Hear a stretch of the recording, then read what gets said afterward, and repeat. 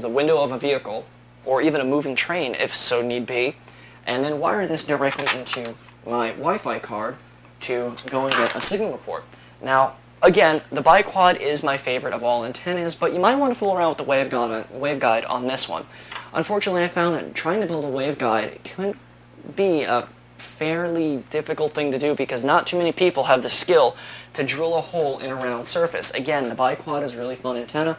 Now, if you really want, like I said, if you want to do really long-range shootouts, use two helical antennas that are polarized in the same direction, either left-hand coil or right-hand coil. The actual driven element, the actual receiving spiral of wire. Watch the segment and you'll understand. Reason being is, instead of being horizontally or vertically polarized, it's circular polarized in the exact same phase no matter what. So you don't have to worry about the signal actually reflecting or bouncing off of anything. And because only those two signals on that frequency actually are rotating in the same direction, they'll really only want to see each other rather than everything around them. Now, the Wi-Fi channels do actually overlap. Now, I would highly recommend, if you're going to install any kind of Wi-Fi device, at least run Insider, NetStumbler, Kismet, or Kismac, or even get your PDA or your MDA and scan for local Wi-Fi access points just to see what's in the local area. Walk around the block a couple of times. There are some really cool applications for the Pocket PC, as well as the Linux handheld devices and the MDA and things of the such. I'll put into the show notes. We've really covered this in the past, though. And get a site survey of what's going on in your area and make sure you're not operating on a channel that is actually in use or even being overlapped with another frequency. I'll actually put up a chart of the Wi-Fi frequency so you have a better idea. I'll also put it in the show notes, the exact same graphic I'll be using. So these are just some of the tips and techniques.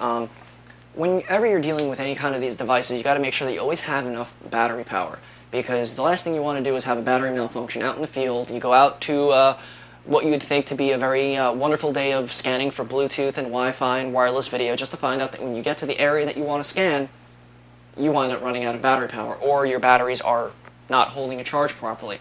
And I was hoping by now we would actually do another physical hacking segment, but time and weather and health have been preventing a lot of us from getting together and doing it. But remember what I've said in episode 1. This is why I said what I said in episode 1. Mustang and I covered dressing elite. You don't want to go into a shitty neighborhood, or even a good neighborhood, at 2 o'clock in the morning, carrying this kind of equipment around by yourself. It doesn't matter how good or how rich, hoity-toity, upper class your neighborhood is.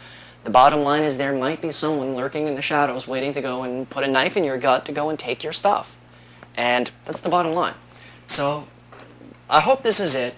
I'm going to try to composite what I can together. I know I'm forgetting a lot. There's just really a lot to cover with this, but really, go out and about and experiment. That's what this is all about. Just remember, go out, be safe, go out as a group, go out often, and stay in public areas. I guarantee you that you'll find a lot of fun stuff in the 2.4 gigahertz field, and I really hope this series of segments have enlightened you and entertained you and educated you in getting involved in not only just 2.4 gigahertz wireless, but wireless in general, because coming up soon, we're getting into amateur radio and some other cool shit.